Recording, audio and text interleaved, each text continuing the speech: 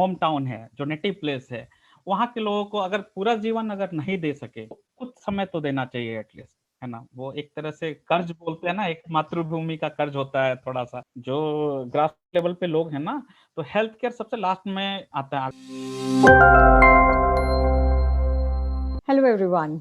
Engineering और medicine की degree के बाद स्टूडेंट्स यूजुअली बड़े शहरों में जाकर काम करना चाहते हैं, मगर कुछ स्टूडेंट्स ऐसे होते हैं जो अपने विलेज या अपने टाउन में वापस जाकर अपनी सर्विसेज प्रोवाइड करने का सपना देखते हैं। आज हम एक ऐसे ही स्टूडेंट से मिलेंगे। Doctor Chandan Shrivastava not only runs successful healthcare centers in a small town in Bihar called Betia. He is multifaceted. He is also working on a platform of telemedicine for online support nationwide. So let's welcome Dr. Chandan Srivastav. Hello, Dr. Chandan. Hello ma'am, How are you? I am fine. आप कैसी हैं? मैं बिल्कुल ठीक हूँ and welcome. Thank you. I want कि आप students को बताओ कि ग्रास रूट लेवल पर हेल्थ केयर प्रोवाइड करना, ये डिसीजन लेने में आपको मोटिवेशन कैसे मिली? मैम एक्चुअली है कि मेडिकल फील्ड में आने का ये जो डिसीजन था वो बहुत पहले का था। मैं अभी क्लास 2 में था तो न्यूज़पेपर में एक ऐड आया करता था। उस समय एक कोचिंग हुआ करती थी जो मेडिकल के लिए और आईआईटी के लिए और मे बी अदर एग्जामिनेशंस के लिए भी कॉरस्पॉन्डेंस मटेरियल प्रोवाइड करते थे। Okay. और उस ऐड ने मतलब मुझे पकड़ लिया, है ना? वो उस ऐड ने डायरेक्ट मेरे दिल में जगह बना लिया, आप कह सकते। ऐड में था कि one day I will have those wonderful letters before my name, उसके बाद डीआर लिखा हुआ था। तो वो ना वो बात मुझे लग गई और तब से मुझे लगा कि मुझे डॉक्टर बनना चाहिए। मैं अभी क्लास 2 में था, अब कुछ पता भी नहीं कि क्या होता है मेडिकल, कैसे बनते हैं, कैसे डॉक्टर बनते हैं। तो मैंने क्या किया, लेकिन मैं थोड़ा एक्टिव था, तो मैंने क्या किया कि उसमें उनका एक फॉर्म आता था कि अगर आप इंटरेस्टेड हैं तो ये फॉर्म भर के हमें भेजिए, हम आपको मटेरियल्स के बारे में जानकारी भेजेंगे। मैंने वो भर के भेज दिया। तो अनफॉर्चुनेटली मिस्टेक क्या हो गई, शायद मुझे भरते समय उस समय में कॉलम एक आईआईटी का था और एक कॉलम पीएमटी का था। तो मैंने शायद आईआईटी वाले कॉलम को टिक कर दिया था पीएमटी के बजाय। मैं तो दूसरी क्लास में था, मुझे बहुत ज़्यादा जानकारी नहीं थी। तो उन्होंने आईआईटी के कॉरेस्पॉन्डेंस कोर्स के बारे में जानकारी मेरे घर भेज दी। और अच्छा। सब किसी को पता नहीं कि किस चीज़ का मटेरियल है। उस समय तो सब कुछ बाय पोस्ट आता था। तो किसी को पता नहीं किस चीज़ का मटेरियल आया, है ना? और मैंने बताया नहीं कि मैंने भर के भेजा हुआ है, कि मतलब ये करामात मैंने की हैं। और उसमें कुछ समझ में नहीं आया, वो पूरा इंग्लिश लिखा हुआ था और I was not that educated. उस समय में बगल हाँ। में कोई भैया थे, उनसे पूछा गया तो उन्होंने कहा कि ये किसी कोचिंग का है, उन्होंने आपको ऐसे भेज दिया होगा या घर से किसी ने लिख के भेजा होगा, क्योंकि मेरे हम्म। भाई साहब भी जो थे वो चौथी में थे, चौथी 5वीं क्लास में होंगे वो, तो उन्हें लगा शायद उन्होंने भेज दिया होगा, है ना? अच्छा। तो स्टार्टिंग वहाँ से हुई, उस ऐड से, अच्छा। है ना? वो ऐड मतलब दिल में आज भी है। तो होता है, मोटिवेशन कहीं से भी आ सकता है। तो चूँकि उस समय से मैं बनना चाहता था डॉक्टर, और डॉक्टर बनने का मेन जो रीज़न था कि आस-पास के जो लोग हैं उनको अच्छी फैसिलिटीज़ नहीं मिल पा रही हैं, अच्छे हम्म। डॉक्टर्स नहीं हैं, कोई भी छोटी दिक्कत हो तो उसके लिए बाहर जाना पड़ रहा है, हम्म। या बहुत सारे ऑप्शंस जो हैं वो अवेलेबल नहीं हैं। तो मैं हम्म। सोचा, जब हम और बहुत से लोग बोलते हैं कि आप जब अच्छी जगह चले जाते हो तो लोग अपने होम टाउन को, अपनी रूट्स को भूल जाते हैं। मोस्टली जो बच्चे मेडिसिन करते हैं वो जी, बड़े हॉस्पिटल्स या फिर बड़े टाउन्स जी, या फिर माइट बी जी, आउट ऑफ इंडिया ऐसा जाना जी, पसंद करते हैं और निकल जी, भी जी, जाते जी, हैं। जी, जी, पर you went back to your जी, जी। विलेज और तो वही टाउन, है ना? वही रीज़न वही था कि मतलब अपने जो होम टाउन है, जो नेटिव प्लेस है, वहाँ के लोगों को अगर पूरा जीवन अगर नहीं दे सके, क्योंकि हम्म। शायद पॉसिबल नहीं हो, अगर मैं आगे हायर स्टडीज़ के लिए कहीं और जाना चाहूँ या फ़ॉरेन जाना चाहूँ, तो वो पॉसिबल नहीं है कि मैं हमेशा रह पाऊँ। कुछ समय तो देना चाहिए। तो एक तरह से बिल्कुल कर्ज बिल्कुल सही। बोलते हैं ना, एक मातृभूमि का कर्ज होता है थोड़ा-सा, तो कुछ तो कर सकते हैं एट लीस्ट, है ना? बिकॉज़ अगर बहुत सारे बच्चे इसी तरह से सोचें, तो हमारे जो जी, अभी हेल्थ केयर अभाव में है, स्पेशली छोटे शहरों में या गाँव में, जी, तो जी, ग्रास रूट जी, लेवल पर जी, हमें पुश नहीं करना पड़ेगा बच्चों को। कोई ऐसे स्कीम्स नहीं जी, बनानी जी, पड़ेंगी जी, गवर्नमेंट को, बाय फ़ोर्स जाएँ। बच्चे खुद ब खुद अगर जी, जी। थोड़ा-सा भी समय या थोड़े से भी साल अपने नेटिव प्लेसेस को, अपने गाँव को दे दें, तो एक तरह से हम बहुत अच्छी डेवलपमेंट की ओर जा सकते हैं। isn't ji, it? जी, जी। अपने सिटी के बारे में हमें कुछ बताओ, अपने टाउन के बारे में, और क्या फैसिलिटीज हैं वहाँ बच्चों को, और क्या मतलब बच्चे जब आप छोटे थे, स्कूल्स के बारे में, और आपको किस तरह से आपने ये सोचा कि मैं यहाँ पर बेटरमेंट लाना चाहता हूँ? मैम छोटा-सा सिटी है बेतिया मेरा जो है यही मेरा जन्म हुआ है और जो मेरा मतलब दादाजी का जो घर है वो यहाँ से करीब-करीब 40-50 किलोमीटर दूर एक गाँव में है। ओके। और मेरे नाना जी का भी घर यहाँ से करीब 12-15 किलोमीटर गाँव में है। वैसे मेरा हुँ, जन्म बेतिया में हुआ है और मैं अपने जन्म से लगभग बेतिया में ही रहा हूँ क्योंकि मेरे जन्म के 2-3 साल बाद से ही मेरे भाई की एडमिशन हो गई थी अच्छा। बेतिया में ही। हाँ, तो हम लोग सब बेतिया में ही रहने लगे थे। हुँ, तो छोटा-सा शहर है, बहुत ज़्यादा फैसिलिटीज़ नहीं हैं, सड़कें भी अभी भी तक सड़कें अच्छी नहीं हैं। तो हुँ, अभी तो कम से कम स्कूल्स हैं कुछ जैसे आपको इंग्लिश मीडियम स्कूल्स अभी मिल जाएँगे। उस समय इक्के-दुक्के अभी जब मैं 5वीं छठी में आ रहा था तो इक्के-दुक्के स्कूल खुल रहे थे। तो हुँ। मैं मेरी पूरी 10th तक पढ़ाई जो है वो हिंदी मीडियम में हुई। हिंदी मीडियम के स्कूल अच्छे थे यहाँ पे, अच्छे स्कूल थे। मतलब जो हमारे स्टूडेंट्स छोटी सिटीज़ से या टाउन से आते हैं और विलेजेस से आते हैं, उनको एक स्लाइटली लंबा सफ़र तय करना पड़ता है। मतलब डेफ़िनिटली, है ना? वे डेफ़िनिटली। ऐसे प्रोफ़ेशनल क्योंकि कॉलेजेस में। लैंग्वेज भी एक बैरियर होता है बिल्कुल। कि कहने का मतलब है कि जैसे मेडिकल कॉलेज में है, तो वहाँ सब कुछ जो है वो आपको इंग्लिश मीडियम में ही है। तो हाँ, अगर वो हिंदी मीडियम में है तो फिर लैंग्वेज चेंज होने में फिर दिक्कत तो होती है। वहाँ आपको बिल्कुल। और ज़्यादा मेहनत करना पड़ता है ना? मतलब बाकी बच्चे सिर्फ़ पढ़ाई में मेहनत कर रहे हैं, आप लैंग्वेज के लिए भी अलग से फाइट कर रहे हैं। तो ये बेतिया से जो बीएचयू तक का सफ़र था, है ना? जी, क्योंकि आपने finally medical Banaras Hindu university से जाकर किया। जी, जी। और ये सफ़र कैसे रहा, और आपने अपने 10th 11th 12th और फिर प्रिपरेशन, ये पूरी जर्नी, ये जो स्टोरी है, ये आप स्टूडेंट्स को बताओ ताकि जो छोटे जगहों से स्टूडेंट्स आते हैं, उनको इससे एक मोटिवेशन मिले। मैम शुरू में तो ठीक था मतलब 10 अप टू 10th क्योंकि क्लास में मैं अच्छा था और मेरी रैंक 1 यूजुअली आया करती थी। हुँ, कभी किसी एग्ज़ामिनेशन बट फाइनल एग्ज़ामिनेशन में फाइनल रैंक हमेशा 1 रही है। एटलीस्ट क्लास 3rd या 4th से जहाँ तक मुझे याद है। उसके पहले फर्स्ट और सेकंड क्लास में थोड़ी कम थी। हुँ, 3rd या 4th से मैं क्लास में फर्स्ट रहा हूँ, मेरा स्थान वही रहा है। उसके बाद से 10th के बाद से मैंने एडमिशन लिया, उस समय सीबीएसई स्कूल्स आ गए थे। अच्छा, तो संजय हाँ, पहले मैं केआर हाई स्कूल में था जो बिहार बोर्ड था। उसके बाद से 10th के बाद मुझे मेरे पास ऑप्शन था तो मैंने सीबीएसई बोर्ड स्कूल में एडमिशन लिया। फाइनेंशियली थोड़े से हम लोग उतने अच्छे नहीं थे, हुँ, हुँ, तो स्कूल ने बहुत सपोर्ट किया, है ना? ये कहना चाहिए मुझे डेफ़िनेटली कि स्कूल हुँ, ने बहुत सपोर्ट किया। वहाँ प्रिंसिपल थे फादर लॉरेंस पास्कल थे। तो उन्होंने डेफ़िनेटली बहुत सपोर्ट किया वरना शायद मेरी स्टडीज़ सीबीएसई बोर्ड में नहीं हो पाती। शायद मुझे फिर बिहार बोर्ड में ही स्टडीज़ करनी पड़ती। मैं दोनों में टॉपर रहा हूँ। क्लास 10th में भी स्कूल टॉपर हूँ और हाँ, क्लास हाँ, 12th में भी स्कूल टॉपर हूँ, दोनों में। दूसरी बात है कि एक्स्ट्रा करिकुलर एक्टिविटीज़ में भी मेरा रहता था एलोक्यूशन हो, ड्रामा हो, है ना? बस खेल-कूद छोड़ के खेल-कूद मुझे इंटरेस्ट नहीं रहा कभी भी। हाँ, हाँ। हाँ, तो हाँ, खेल-कूद छोड़ के हाँ, हाँ, मेरी हाँ। थोड़ी बॉडी भी वैसी ही है। तो खेल-कूद छोड़ के हाँ, हाँ। बाकी जितने भी आप एक्स्ट्रा करिकुलर एक्टिविटीज़ हैं, आगे सिंगिंग छोड़ के, सिंगिंग और खेल-कूद छोड़ के अच्छा। क्योंकि गला मेरा अच्छा नहीं है।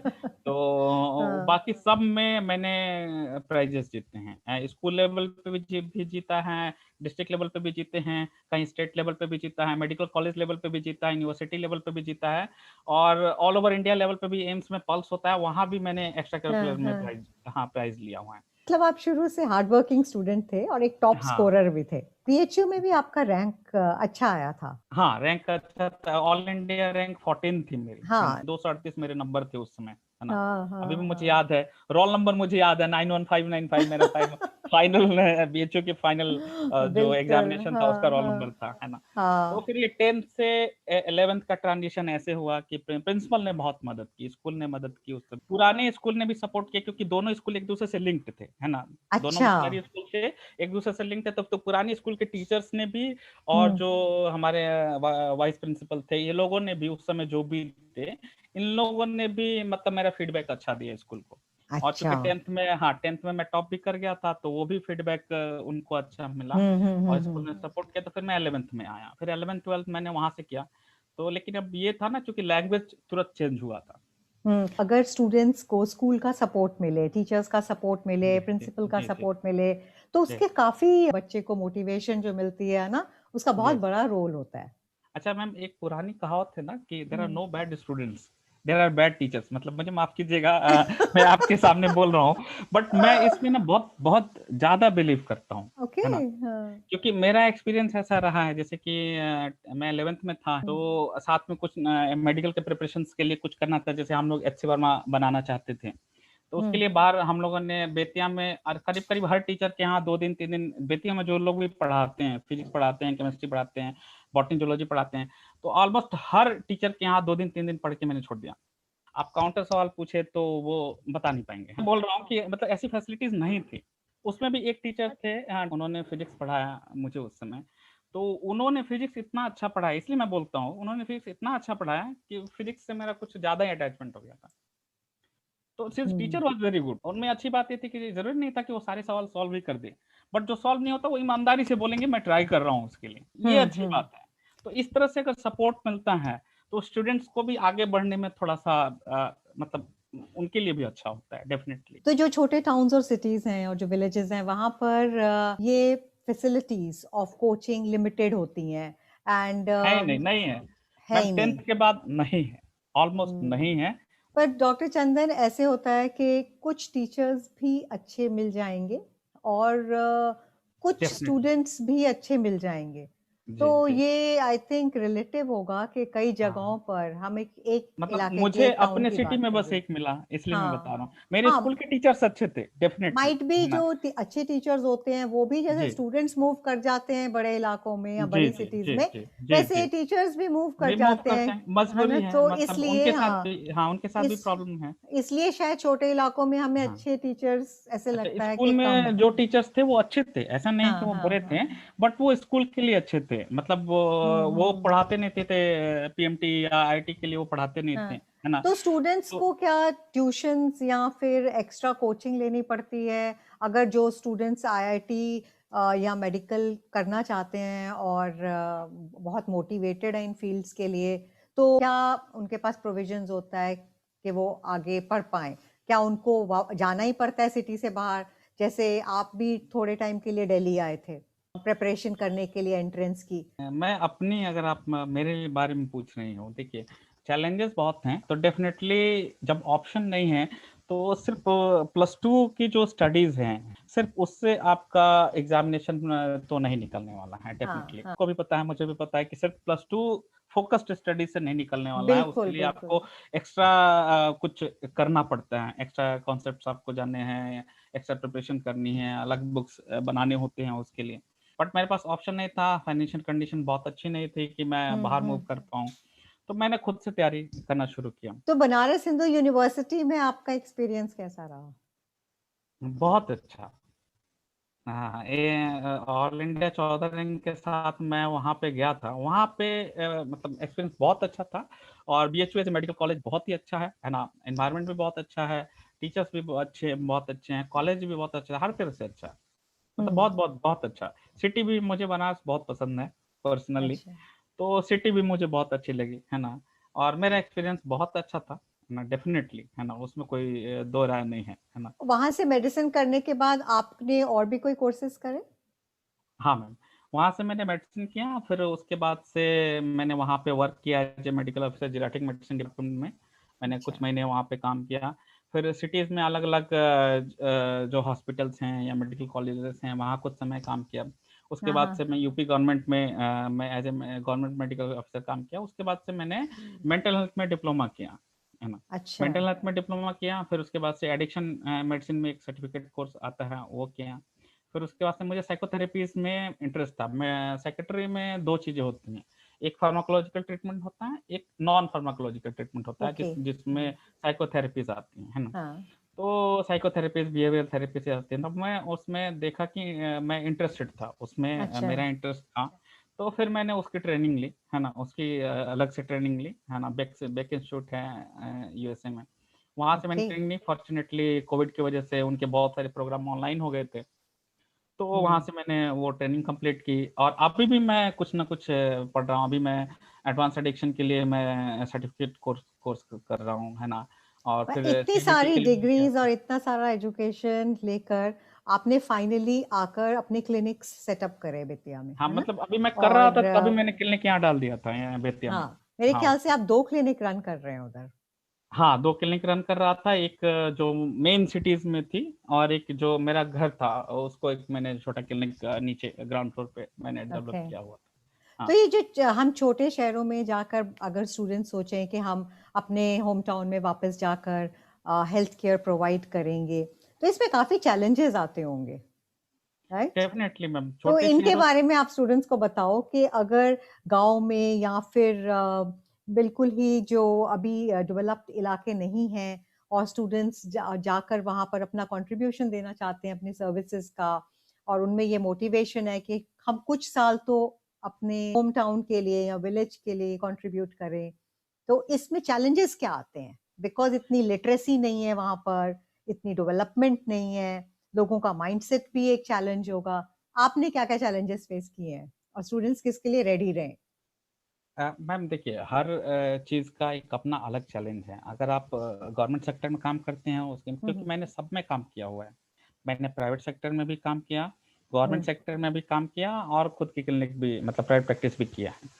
और अभी टेली कंसल्टेशन भी ले रहा हूँ, तो सबके अलग अलग चैलेंजेस हैं। तो कोई दिक्कत नहीं है, आप जिधर भी जाएंगे, अगर आप ये सोच के जाएंगे कि इसमें अभी मैं प्राइवेट सेक्टर में चला जाता हूँ, वहाँ कुछ चैलेंजेस नहीं है, या मैं गवर्नमेंट सेक्टर में चला जाता हूँ, वहाँ कुछ चैलेंजेस नहीं है, है ना? तो डेफिनेटली ऐसा नहीं है, चैलेंजेस हर ऐसा नहीं है। डेफिनेटली चैलेंजेस हर चैलेंजेस जगह हर है। जगह है। ग्रास रूट लेवल की अगर बात करें, तो इसमें बहुत सारे चैलेंजेस इस वजह से हैं कि लोग अनएजुकेटेड हैं, लोग पता नहीं है ना? स्पेशली हेल्थ केयर के बारे में, मतलब हेल्थ केयर सबसे लास्ट में आता है आपकी लिस्ट में। जो ओके। ग्रास लेवल पे लोग हैं ना, तो हेल्थ केयर सबसे लास्ट में आता है। अगर उन्होंने दवा अच्छा। में 10 रुपए खर्च कर दिए ना, तो वो बेकार है। उनकी नजर में वो बर्बाद हो गया पैसा, है ना? हाँ। और अगर आपने वो 10 रुपए किसी भी और चीज में खर्च कर दिए, कुछ खरीद लिया पहनने के लिए, कुछ खाने के लिए खरीद लिया, कुछ भी और कर लिया, है ना? सिगरेट ही खरीद ली, है ना, जो जिसका हेल्थ हजार्ड बहुत सारा है, तो हम्म। वो नुकसान नहीं है। But if you are spending any amount on health care, वो मतलब बर्बाद है। मतलब हेल्थ अवेयरनेस एक बहुत बड़ा बिल्कुल नहीं है, चैलेंज है। जीरो जीरो है। फिर दूसरी बात है, मुझे डबल चैलेंज फेस करना पड़ा इसलिए क्योंकि मैं मेंटल हेल्थ भी देखता हूँ, साइकेट्रिक हाँ। डिजीज देखता हूँ। तो साइकेट्रिक डिजीज के बारे में तो एकदम नील है, मतलब बिल्कुल भी नहीं है। लोग उसको डिजीज कंसिडर ही नहीं करते हैं। अगर किसी को साइकेट्रिक इलनेस हो गई, मान लीजिए साइकोटिक प्रॉब्लम्स आ रही है, डिप्रेशन आ रहा है, तो उसको कंसिडर ही नहीं करते हैं। नॉर्मली जैसे मान लीजिए अगर किसी को कोई मेडिकल इलनेस हुई, तो लोग उसको देखने जाते हैं, पूछने जाते हैं कि अच्छा तुम्हें ये प्रॉब्लम हो गई, हॉस्पिटल में मिलने जाते हैं, फूल लेकर जाते हैं, कुछ मिठाइयाँ लेकर जाएंगे, है ना? लेकिन किसी को साइकेट्रिक इलनेस हो गई तो लोग रिकॉग्निशन ही नहीं है। हम्म। साइकेट्रिक इलनेस लोग समझते नहीं कि ये बीमारी भी है, वो हाँ। आपका मेंटल वीकनेस समझा जाता है ना?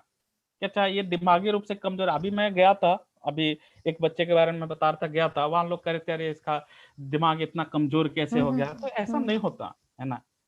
जैसे आपको इन्फेक्शन हो सकता है, जैसे किसी को डायबिटीज हो सकती है, जरूरी नहीं है ना कि आप बहुत ज्यादा शुगर ले रहे हैं तो ही आपको डायबिटीज होगा, ऐसा नहीं है। तो वैसे ही है कि डायबिटीज किसी को भी हो सकती है, हाइपरटेंशन किसी को भी हो सकता है, कैंसर किसी को भी हो सकता है, इन्फेक्शन किसी को हो सकता है, टाइफाइड किसी को हो सकता है, वैसे ही मेंटल इलनेस किसी को भी हो सकता है। बट ये अवेयरनेस नहीं है, तो ये डबल चैलेंज है हम्म। मेरे लिए था। मतलब literacy is breeding more challenges. जी, लोगों को मेडिसिन या मेंटल हेल्थ या हेल्थ अवेयरनेस, बिल्कुल बेसिक नहीं है, हाइजीन, ये सब वो एक भी नहीं है। चैलेंज है। दूसरी बात है कि पॉलिसीज भी थोड़ी सी अच्छी नहीं है।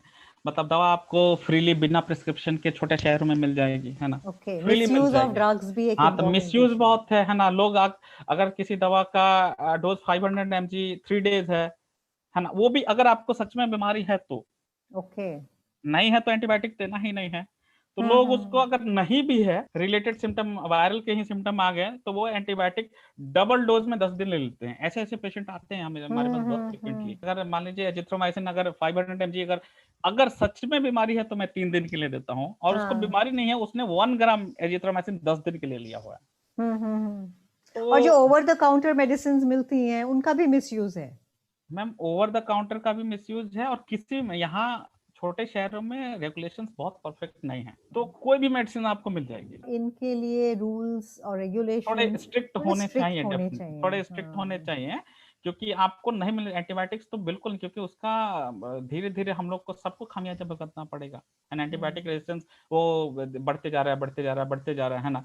और बाद में पता चलेगा नॉर्मल इन्फेक्शन जिससे आदमी पक्का ठीक हो सकता था, उससे देखते-देखते मर गया रेजिस्टेंस की हाँ, वजह तो से। अनलाइसेंस्ड मेडिकल प्रैक्टिशनर्स की भी प्रॉब्लम होगी? डेफिनिटली जिसको झोला छाप हुँ, बोलते हैं कौन लैंग्वेज में, तो उनके झोला छाप की तो प्रॉब्लम है, यहाँ सब लोग डॉक्टर हैं literally speaking everyone is a doctor, है ना? तो आप किसी दवा की दुकान पे गए तो वो बोल देगा अच्छा ये इंजेक्शन ले लो या तो ठीक हो जाएगा, हाँ, हाँ। और और लोग ले भी लेते हैं। हाँ।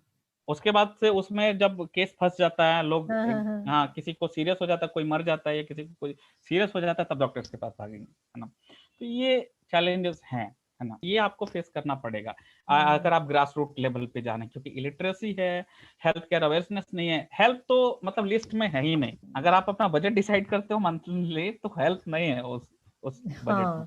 हाँ, अब ये एक मेजर हाँ, नेशनल इश्यू है हाँ, जिसको एड्रेस करना चाहिए गवर्नमेंट करना को, चाहिए, है है ना? ना? Because if we do not take care we are playing with the health of the nation. ठीक होना इम्पोर्टेंट नहीं है, सही दवा से ठीक होना, सही हुँ, टाइम में हुँ। ठीक होना, जहाँ दवा की ज़रूरत नहीं है, वहाँ नहीं देकर ठीक करना। मतलब एक हेल्थ प्रैक्टिशनर को अगर क्वालिटी मेडिकल ट्रीटमेंट देना है, तो जी, उसको ये सब challenges फेस करने पड़ेंगे and it's time that the government takes lot of care to yes, understand कि अनलाइसेंस्ड प्रैक्टिशनर्स एंड वो कर किया अनलाइसेंस्ड जाए उनको। मेडिसिन्स। हाँ, आप तो अभी जैसे बड़े शहरों में हैं, वहाँ ऐसा नहीं होता होगा। यहाँ छोटे शहर में हैं, जो हायर एंड एंटीबायोटिक्स हैं, जो हुँ, हम लोग हुँ। एडमिट करके पेशेंट रखते हैं हाँ, और हाँ, हाँ। बहुत ज़्यादा ज़रूरत होने पे देते हैं। जैसे हाँ, पिपर्सिलिन-टाज़ोबैक्टम एक दवा है, जो हुँ। बहुत ज़्यादा ज़रूरत है। वो आपको मतलब नॉर्मल इन्फेक्शंस में उसको वायरल है, लेकिन उसको पिपर्सिलिन-टाज़ोबैक्टम लगवा दिया और पेशेंट भी खुशी-खुशी लगवा रहा है। हुँ, हुँ, हुँ, हुँ। वो बोलेगा कि डॉक्टर साहब ने तो एक कॉमन वाला इंजेक्शन लिख दिया है या कॉमन हाँ। वाली दवा लिख दी है ना? ये तो कोई भी लिख देता है। तो ये चैलेंजेस फेस करना पड़ेगा। लोग आपको बोल सकते हैं कि इनको तो जानकारी ही नहीं है, या ये तो है। क्योंकि इसका इससे चलो इससे आप इससे हाँ, बड़ी आप दवा तो झोला छाप लिख के दे रहा है। बिल्कुल और बहुत भारी मतलब आप चैलेंज। जैसे स्टूडेंट्स और आप जैसे डॉक्टर्स जो ये चैलेंज को एक्सेप्ट करके एक ग्रास रूट लेवल पर वर्क करने की कोशिश कर रहे हैं, sometimes it must be coming as a frustrating experience also and you have to हाँ, overcome that and think of the bigger good. हम आए हैं तो हम किसी इन सब चैलेंजेस को मतलब फेस कई करने ही बार वही पड़ेगा। वही आपने पहले उसको समझाया, कई बार वही हम्म, पेशेंट फिर सब कुछ बिगाड़ के केस बिगाड़ के आता है ना? इट्स अब वेरी सैड। हाँ। डायबिटीज़ के पेशेंट आते हैं, स्टार्टिंग में मैंने उनको कहा हाँ। कि आपको मेडिसिन लेनी पड़ेगी। अरे बिना दवा लिए वो पहला क्वेश्चन यही होता है, बिना दवा लिए नहीं ठीक हो जाएगा। हम उसको समझाते हैं कि डायबिटिक हम्म, क्रोनिक डिजीज़ है। जिस दिन आपके शरीर में पता चलता है, उससे कई साल पहले, क्या पता 10 साल पहले वो स्टार्ट हुआ होगा। तो अभी हाँ, चूँकि आप उस लिमिट में हो कि आपको दवा लेनी चाहिए। आपका जो रिपोर्ट है, आपका जो शरीर है, वो कह रहा है कि मुझे दवा चाहिए। बट वो दवा हम्म, नहीं लेंगे, वो ताबीज़ और काढ़ा और जो भी, है ना? देखिए, मैं किसी भी पद्धति को खराब नहीं बोलता। तो आयुर्वेदिक ट्रीटमेंट लेना है तो किसी आयुर्वेदा के डॉक्टर से लीजिए। हाँ, बिल्कुल। होम्योपैथिक हाँ। ट्रीटमेंट लेना है तो किसी होम्योपैथिक डॉक्टर से लीजिए, है ना? मॉडर्न मेडिसिन का ट्रीटमेंट लेना है हाँ, तो किसी मॉडर्न मेडिसिन के डॉक्टर से लीजिए। किसी भी सड़क पे घूमते हुए व्यक्ति की सलाह मानकर कोई भी दवा तो मत लीजिए एटलीस्ट। बिल्कुल। ये है यार। मैं तो कहता हूँ आप सब करें, आप ताबीज़ लें, आप व्रत हाँ। करें, आप ईश्वर जिस भी ईश्वर को विश्वास करते हैं प्रणाम करें, जिस भी बाबा को हम्म। विश्वास करते हैं उनके यहाँ जाएँ, उनके प्रवचन सब करें, बट दवा खाएँ। पर चलो इसका पॉजिटिव एक एस्पेक्ट देखते हैं कि जहाँ हमारा बचपन बीता होता है जी, और जी, जहाँ हम पले बड़े हैं, जहाँ के लोगों को हम जानते जी। हैं, तो उस गांव में, उस शहर में प्रैक्टिस करना, उसमें एक अलग ही प्राइड, एक अलग ही गौरव जी का हाँ, अनुभव होता डेफ़िनेटली होगा। वो तो है, वो है। लोग आपको रिकॉग्नाइज़ करते हैं, बताते हैं, है ना? कई बार मैं स्कूल्स में अपने स्कूल में जाता हूँ, है ना? तो वहाँ लोग हम्म। बताते हैं, वहाँ कई बार मुझे इंटरैक्टिव सेशंस लेने के लिए भी कहा गया। तो हम्म। वहाँ टीचर्स बताते हैं कि ये तुम्हारी तरह ही है ना, पढ़ता था, यहाँ बैठता क्लास में बताएँगे कि यहाँ बैठता था, इस हाँ, हाँ। सेक्शन में था, है ना? हाँ। और फिर कैसे-कैसे पढ़ के क्या तो बच्चे भी मोटिवेट होते हैं और अपने शहर में लोग बोलते भी हैं कि हाँ ये मतलब पढ़ के बाहर से आके यहाँ प्रैक्टिस कर रहा है। तो हम्म। बहुत सारे लोग उसको पॉज़िटिव भी लेते हैं। डेफिनेटली एक विलेज के लिए, एक छोटे टाउन के लिए ये हेल्थ केयर मिलना and from a qualified professional जो एक बहुत ही अच्छे मेडिकल इंस्टीट्यूट से पढ़ के आया है, उनके लिए एक एडवांटेज है। आई जी कैन अंडरस्टैंड चैलेंजेस हैं, बट जी कई शहरों में, कई छोटे प्लेसेस में, कई विलेजेस में हॉस्पिटल्स बड़े वाले नहीं होंगे। तो जब स्टूडेंट्स वापस जाके अपने सिटी के लिए या अपने विलेज के लिए या अपने ट्राइबल एरिया के लिए, जहाँ से भी वो आए हैं, कुछ करना चाहते हैं, तो उनको कई बार अपना ही क्लिनिक सेटअप करना पड़ेगा, उनको जी जी अपना ही हेल्थ केयर सेंटर खोलना पड़ेगा। तो अपना हेल्थ केयर सेंटर खोलने में क्या चैलेंजेस आते हैं? मैम, चैलेंजेस है कि आपको सब कुछ खुद से मैनेज करना होता है। हम्म, चैलेंज ये है कि आपको सब कुछ, और स्टार्टिंग फेज में कोई भी इस तरह का सेटअप है तो हम्म, उसके लिए इन्वेस्टमेंट चाहिए होता है हम्म। ना? इन्वेस्टमेंट चाहिए होता है और शुरू में रिटर्न अच्छे नहीं आते आपको। इस आप कितनी इन्वेस्टमेंट में क्या गवर्नमेंट की कोई हेल्प होती है? क्या कुछ लोन्स भी मिलते हैं? क्या कुछ, डू यू मतलब know of any such thing जिसमें government is providing some financial help to doctors के, आप अगर इन अपने एरियाज में हेल्थ केयर सेंटर्स खोल रहे हैं जहां पर ये प्रोविजंस अच्छे नहीं हैं, do you get some help from the नहीं नहीं गवर्नमेंट? मैम, मुझे तो कोई इस तरह की इंफॉर्मेशन नहीं मिली, सो आई कैन नॉट से, है ना? जो भी करना था खुद से करना था, है ना? तो जो भी करना मैंने जो किया वो खुद से किया। फिर आपको 10 तरह के चैलेंजेस फेस करने हैं। उसके बाद आपको कुछ समय तक आपको टिक के रहना होता है। अगर आप कोई एक बिजनेस भी ओपन करेंगे तो उसमें भी आपको टिक के रहना पड़ेगा थोड़े दिन। बिकॉज आपने दोनों चीजों को बैलेंस करना है। आप एक जी तरह से चाहते हैं कि आप कुछ सोशल सर्विस भी करें और जी जी दूसरी जगह से यही आपका लाइवलीहुड भी है। जी मतलब जी आपने इसमें से जी अर्न भी करना है, अपनी जी फैमिली को सपोर्ट भी जी करना है। जी तो जी ये जी बैलेंस काफी मुश्किल हो जाता है। जैसे कि आपका होम टाउन है तो वहाँ बहुत सारे लोग आपको जानते हैं। हम्म, बट जानने में थोड़ा सा ये ध्यान रखना चाहिए कि जो आपका बेसिक कॉस्ट लगता है ना, हम्म, किसी सर्विस को देने में, तो कभी कभी लोग इतने इग्नोरेंट होते हैं कि वो बेसिक कॉस्ट भी पे नहीं करना चाहते हैं, कि मतलब मैं आपको जानता हाँ, मैं हूँ, आपका रिश्तेदार हाँ हूँ। मैं आपका ये भी एक रिश्तेदार हूँ, चैलेंज है। या हाँ, या फिर मैं आपको दूर से, क्योंकि अब देखिए मैं बेतिया में हूँ तो मेरा जन्म बेतिया में हुआ, मेरी हाँ, पढ़ाई हाँ, बेतिया में, मेरे दोस्त रिश्तेदार नाते सब बेतिया में है, मेरी शादी बेतिया में हुई, है ना? तो कहने का मतलब है कि आधी सिटी तो मुझे ऐसे ही जानती है ना? हाँ। तो बेसिक कॉस्ट जो है ना, कभी कभी हम्म, लोग इतने इग्नोरेंट है, मैं सबकी बात नहीं कर रहा हूँ, बट एक हम्म, लार्ज फ्रैक्शन है ना? ये भी एक चैलेंज है।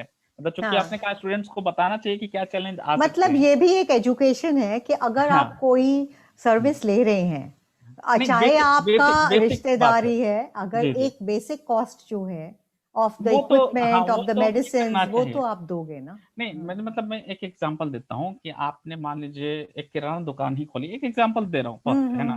तो मान लीजिए आप कोलगेट टूथपेस्ट खरीदने गए तो आप उस पे अपना प्रॉफिट छोड़ सकते हो ना? कोलगेट की जो हाँ, बेसिक हाँ, प्राइस है वो कैसे छोड़ सकते हो? इट इज बिल्कुल। Not possible. It is not possible. It is हाँ, नॉट पॉसिबल। अगर आप कोलगेट मैन्युफैक्चर भी कर रहे हो तो मैन्युफैक्चरिंग कॉस्ट जो है वो हम्म। तो आपको लेना पड़ेगा, तभी सस्टेन कर पाएगा। अगर हम स्टूडेंट्स के पर्सपेक्टिव से देखें, जब जी हम स्मॉल टाउन्स या विलेजेस, स्पेशली नॉर्थ इंडिया में पढ़ रहे होते हैं, जी तो काफ़ी स्कूल्स में मीडियम हिंदी का होता है, हिंदी मीडियम जी स्कूल्स हैं। जी और अब ये बच्चे जब या फिर और कोई regional language, in all over India जो रीजनल स्कूल्स हैं, रीजनल लैंग्वेज बेस्ड स्कूल्स हैं, तो जब ये बच्चे आगे प्रोफेशनल कॉलेजेस में जाते हैं, जैसे फॉर एग्जांपल मेडिसिन में जाते हैं या फिर इंजीनियरिंग में जी जाते हैं, स्पेशली मेडिसिन में अगर मैं बात करूं, जी तो because of a change in medium उनको जी सडनली डबल मेहनत करनी पड़ रही होती है। जी उनको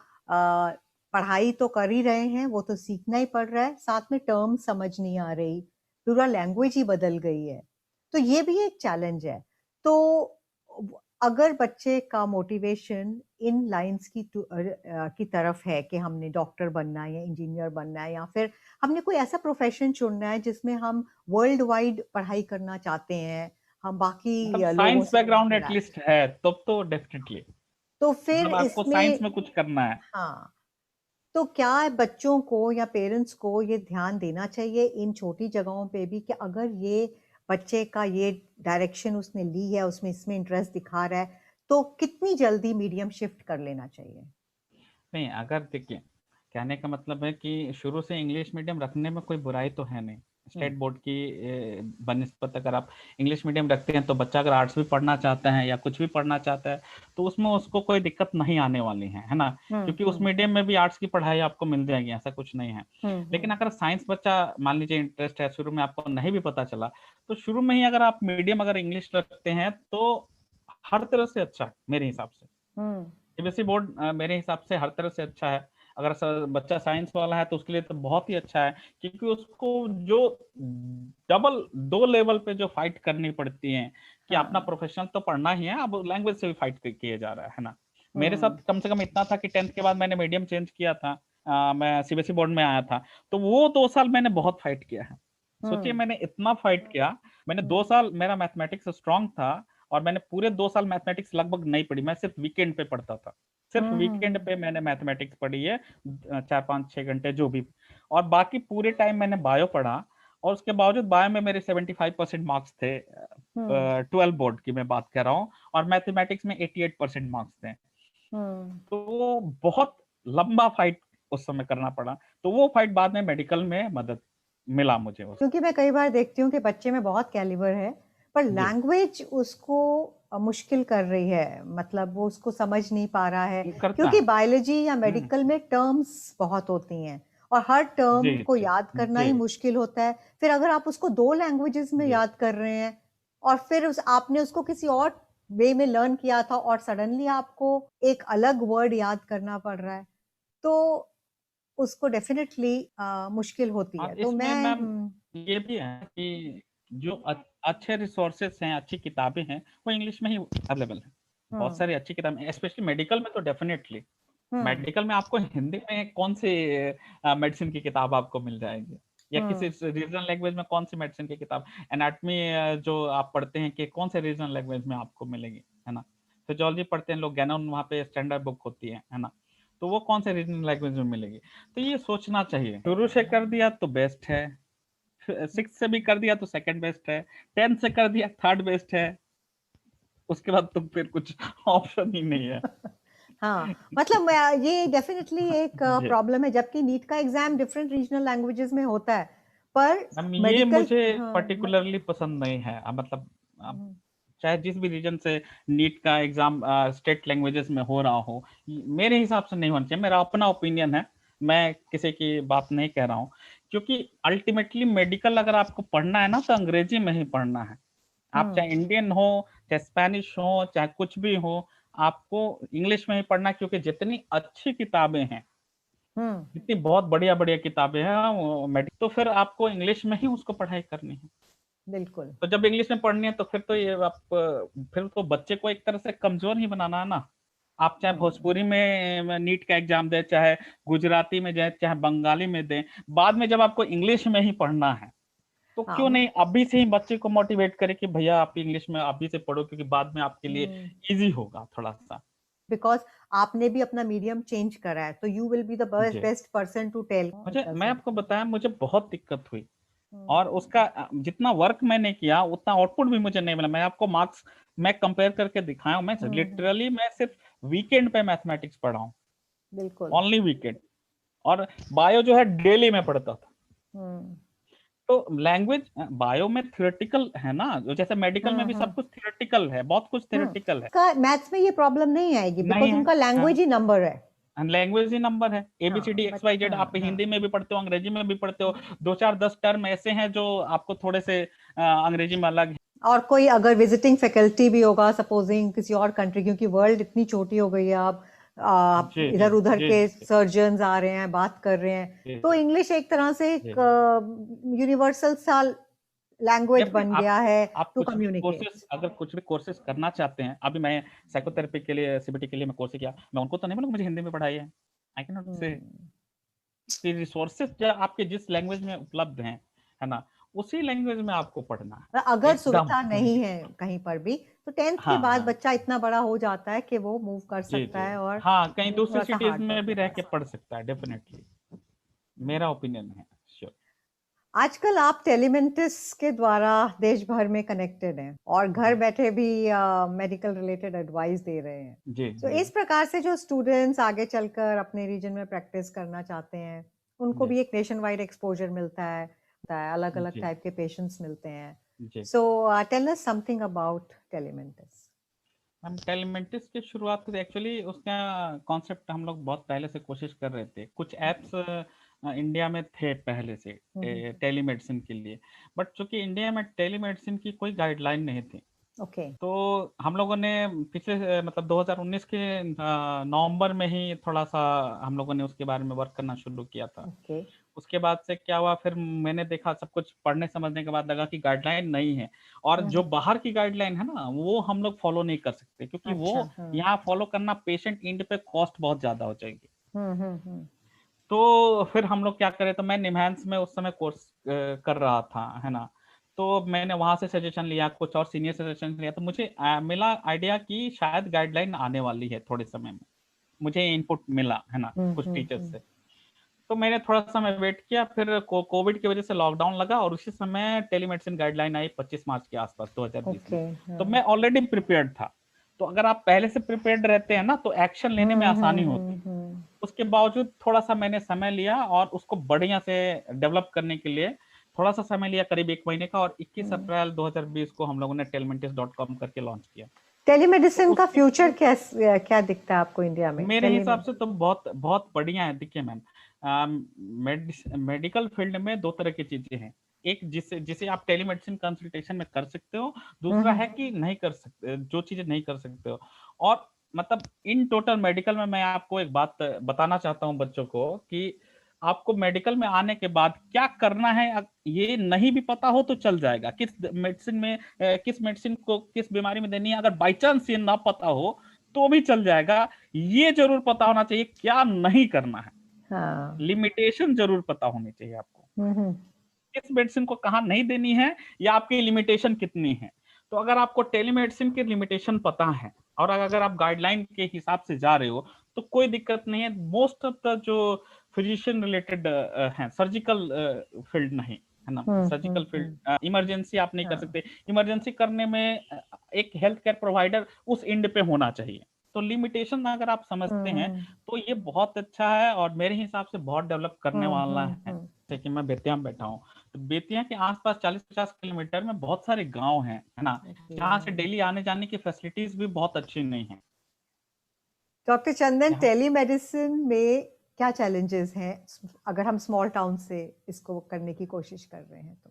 हम एक तो अवेयरनेस नहीं है लोगों में, है ना? टेलीमेडिसिन का अवेयरनेस नहीं है ना? और थोड़ा-सा एवर्सन है ना, कि अगर आप जैसे मेरी क्लिनिक रही थी, तो वो पूछेंगे, डॉक्टर साहब हम फ़ोन से आपसे बात करना चाहेंगे, तो आप ट्रीटमेंट बता देंगे, है ना? और अगर आप टेलीमेडिसिन के थ्रू बोलोगे कि नहीं टेलीमेडिसिन अभी चल रहा है, तो उससे हम बोलेंगे नहीं सर, हम आपको पर्सनली दिखाना चाहते हैं। तो हुँ। पब्लिक परसेप्शन थोड़ा-सा अलग है, और उतनी अवेयरनेस नहीं है। दूसरी बात है कि टेक्निकल चैलेंजेस भी बहुत या है ना? जैसे मैं जहाँ हूँ, वहाँ नेटवर्क नहीं मिलता आपको मोस्टली, तो मतलब उस कनेक्टिविटी इश्यूज़ उस भी हैं। हिसाब से एडजस्टमेंट कनेक्टिविटी मैंने सारी कंपनियों के सिम ले रखे हैं, है ना? और उसके बावजूद कभी-कभी नेटवर्क किसी का नहीं मिलता। तो हाँ। कभी-कभी ये दिक्कत भी आती है ना? पेशेंट एंड पे, मतलब कोई दिल्ली से पेशेंट है, अभी देखिए हुँ, कश्मीर से पेशेंट है, चेन्नई से पेशेंट है, तो हुँ। उन्हें ये पता नहीं होगा ना कि छोटे शहर में ऐसा टेक्नोलॉजिकल इश्यूज़ मतलब भी आ सकता है। हाँ, टेक्निकल चैलेंजेस भी हैं। हाँ। So Dr. Chandan, you have a YouTube channel also called The हुँ, Indian Doctor, हुँ, जी ma'am. and you are also guiding PG students. जी, So that means you love teaching also. Definitely.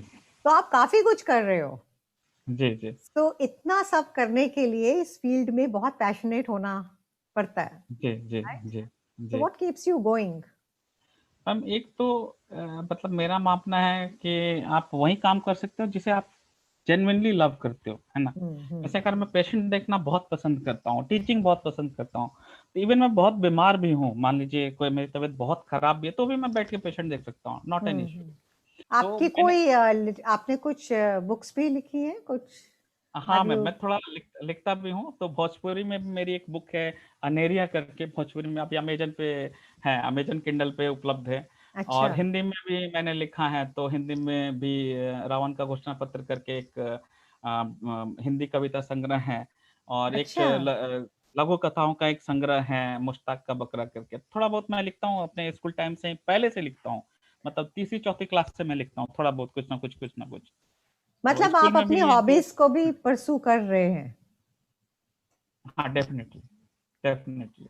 Hobbies को pursue करना तो doctors सब के लिए बहुत इंपॉर्टेंट होता है, बिकॉज आई मैम थिंक इससे इसमें आपको जितना आप सफरिंग और जितना आप सब देखते हैं अपने अराउंड, तो it gives you a break and it sort of ma'am helps सिर्फ यू इन सिर्फ your mental health, to maintain your mental health. Ma'am सिर्फ ब्रेक ही नहीं, एक कभी-कभी ये आपको ब्रेक होने से बचा भी लेता है। मैं आपको हम्म एक बात बताना चाहूँगा, क्योंकि मैं देखता हूँ बच्चे हैं ना, वो कई बार पढ़ने के चक्कर में सब कुछ छोड़ देते हैं, है ना? तो हम्म जीना, आप कुछ भी कर रहे हो, जीना नहीं भूलना चाहिए एटलीस्ट, है ना? मैं आपको हम्म। एक इंसिडेंट बताता हूँ। मैं मेडिकल कॉलेज में अभी नया-नया फर्स्ट ईयर में गया था, और ओके। फर्स्ट ईयर बहुत टफ होता है। क्यों टफ होता है? क्योंकि आप अभी नए-नए गए रहते हो, आप एडजस्ट नहीं किए रहते, और बहुत सारे बच्चे हैं जो अब उन्हें डेड बॉडी, जो कैडेवर जिसको बोलते हैं, हम्म उसे हर दिन 3-4 घंटे उनको उसको काटना पड़ता है ना? तो हम्म एक उसका फ़ियर अलग होता है, फिर माहौल में एडजस्ट करना है, कहीं-कहीं थोड़ी बहुत और भी प्रॉब्लम्स होती हैं, तो वो भी एडजस्ट करना है। उसमें मेरी तबीयत थोड़ा-सा, हेल्थ इश्यू उस समय था मेरे साथ, ओके। तो मेरी तबीयत भी खराब हो गई थी, और मेरे मार्क्स बड़े बुरे आए थे। बहुत बहुत हमारे यहाँ जो बीएचयू था, वहाँ हर हफ्ते समझिए एग्जामिनेशंस होते थे शुरू में। हम्म बाद में तो आदत पड़ गई कि अच्छा रोज ही एग्जामिनेशन होना है, तो अब तो कोई दिक्कत नहीं हम्म है ना? तो पहले एडजस्ट नहीं हुए थे, तो हर हफ्ते एग्जामिनेशन होने हैं। महीने में फिर अलग से सब स्टेज स्टेज करके अलग बड़े-बड़े एग्जामिनेशन भी होंगे, है ना? तो उसमें मेरे मार्क्स खराब आ गए थे। So I was very much depressed at that time, है ना? उस समय क्या हुआ, हमारे मेडिकल स्कूल फेस्ट होता है, एलिक्ज़ियर बोलते हैं, है ना? अच्छा। और मैं एक्स्ट्रा करिकुलर में ऑलरेडी अच्छा था, एलिक्ज़ियर में मैंने पार्टिसिपेट किया, और करीब 11 एक्स्ट्रा करिकुलर एक्टिविटीज़ के इवेंट हुए थे, जिसमें से 9 में मैंने प्राइज़ जीत ली उसमें। यूजुअली फर्स्ट प्राइज़, किसी-किसी में सेकंड, बाकी सब में फर्स्ट। का जब प्राइज़ सेरेमनी उसके लिए हुआ था, एनुअल डे जब हुआ था, तो उस समय लोगों ने रिकॉग्नाइज़ किया, और उस समय जो मेंटल बूस्ट अप मिला, उस एक्स्ट्रा करिकुलर इवेंट की वजह से, जिसने बाद में सर्वाइव करने में बहुत मदद की। दिस इज अ वेरी नहीं तो नाइस आप थिंग यू टोल्ड किसी मी, बिकॉज हाँ, काफी किसी मेडिकल जो कॉलेज में बच्चे पहुंचते हैं, उनके फर्स्ट 2 इयर्स में बहुत मेंटल इश्यूज होते हैं, जी, जी, काफी डेफ़िनेटली। डिप्रेशन में कई चले जाते हैं, जी, जी, जी। कई अपने हॉस्टल लाइफ से एडजस्ट नहीं कर पा रहे होते हैं, क्योंकि घर से दूर नहीं रहे होते। तो ये सब चीजें, बहुत सारे छोटे छोटे इश्यूज़ हैं, चीजें, और हाँ, पढ़ाई भी बहुत टफ़ पढ़ाई होती भी है, बहुत मतलब टफ होती बहुत है। टफ़ होती है। मेरा मैसेज ये है कि हॉबीज़ मत छोड़िए, और अगर हॉबी नहीं है तो एक डेवलप कीजिए, बिल्कुल। एटलीस्ट एक हाँ, 1-2 कोई क्रिएटिव हॉबी डेवलप कीजिए, वो आपको कभी ना कभी हाँ, सर्वाइव करने में मदद करेगा लाइफ बिल्कुल। में। या फिर अगर स्पोर्ट्स में इंटरेस्ट है तो थोड़ा स्पोर्ट्स में स्पोर्ट्स भी में इंटरेस्टेड रहिए, कोई हाँ। बात नहीं, कोई भी एक हॉबी, है ना? जरूर कुछ होनी भी, है चाहिए। ना? पढ़ाई के अलावा कुछ कीजिए, स्पोर्ट्स में रहिए, एक्स्ट्रा करिकुलर में रहिए, सिंगिंग में रहिए, कुछ में भी रहिए, सोशल वर्क में रहिए, हम्म। कोई बात नहीं है। कुछ पढ़ाई के अलावा कुछ एक्स्ट्रा करना चाहिए, definitely. Doctor Chandan, it was so wonderful speaking to you. मैं आपको बहुत सालों बाद कांटेक्ट में आई हूँ, और मुझे उतनी खुशी हो रही है और बहुत उतना ही मैंने प्राइड भी हो रहा सुना। है जितना मेरे को शुरू में मिलकर हुआ था, जी मैम। है ना? जब मैं जी, आपको एज जब आप स्टूडेंट थे और मैं मिली थी, जी मैम। तो जी, आई एम सो हैप्पी कि आप सोसाइटी के लिए और स्पेशली अपने होम टाउन के लिए इतना कंट्रीब्यूट कर रहे हो, जी, और बच्चों को आपने इतनी अच्छी सजेशंस दी, एंड जी, because you are working on mental health as जी, your major field, yes so ma'am, it is a kind of a professional advice to them yes also. Ma'am, definitely. Thank you so much for this thank you ma'am. talk. Thank you All ma'am, the आपसे बात best. करके बहुत अच्छा लगा। Thank you. All the best.